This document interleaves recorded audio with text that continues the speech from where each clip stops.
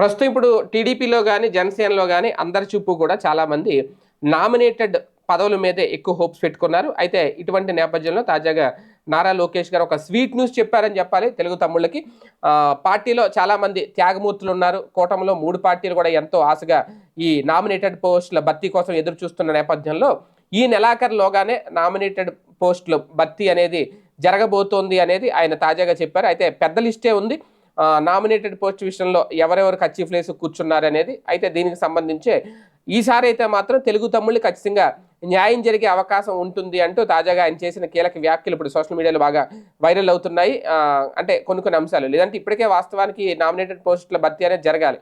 మొన్న తిరుపతి ఘటన జరగడం కానీ, ఇప్పుడు ఈ దావోస్ పర్యటనకి లోకేష్ గారు, చంద్రబాబు గారు వెళ్తున్న నేపథ్యంలో వాయిదాలు పడుతూ వచ్చింది. ఇక నెలాఖరుని ఈ పర్యటన పూర్తి చేసుకుని 24వ తేదీన వచ్చేస్తారు కాబట్టి రాగానే దీని మీద దృష్టి పెట్టబోతున్నారనేది ప్రధానంగా మాజీ మంత్రులు, సీనియర్ నేతలు, ఇప్పటికే కొంతమంది ఎమ్మెల్యేల పదవులు చేసి ఉన్న వాళ్ళు ఎవరైతే ఉన్నారో వాళ్ళందరికీ ఈసారి ఖచ్చితంగా ప్రాధాన్యత ఇవ్వాలి నామినేటెడ్ పోస్టుల్లో అనేది. అలాగే కీలక చైర్మన్ పదవులు కూడా ఉన్నాయి కాబట్టి ఇప్పటికే లిస్ట్ అయితే ఫైనలైజ్ అయిపోయింది అనేది టీడీపీ వర్గాల నుంచే వినిపిస్తున్నమాట. కాకపోతే ఎవరికి ఇస్తారనేది, కాకపోతే ఈసారి పదవులు దక్కబోతున్న నేపథ్యంలో క్యాడర్లోను తెలుగు తమ్ముళ్ళలోను ఫుల్ జోష్ అయితే క్రియేట్ చేస్తాయి ఈ నామినేటెడ్ పదవులు అన్నారట. తెలుగు తమ్ముళ్ళు అందరూ లోకేష్ గారు ఇచ్చిన మాటతో, ఆయన చెప్పిన ఈ తీపి కబుర్తో ఫుల్ ఖుషీగా ఉన్నారు.